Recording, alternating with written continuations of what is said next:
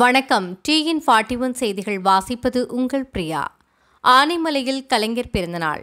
கலைஞர் அவர்களின் 102வது பிறந்தநாளை முன்னிட்டு கோயம்புத்தூர் மாவட்டம் பொள்ளாச்சி அடுத்த ஆனைமலை இரங்காரம் பூங்கா முன்பு கலைஞர் உருவப்படத்திற்கு திமுக மாநில பொதுக்குழு உறுப்பினர் ஏஆர்வி சாந்தலிங்ககுமார் தலைமையில் மாலை அணிவித்தும் மலர் தூவியும் பொதுமக்களுக்கு இனிப்பு வழங்கியும் கொண்டாடப்பட்டது.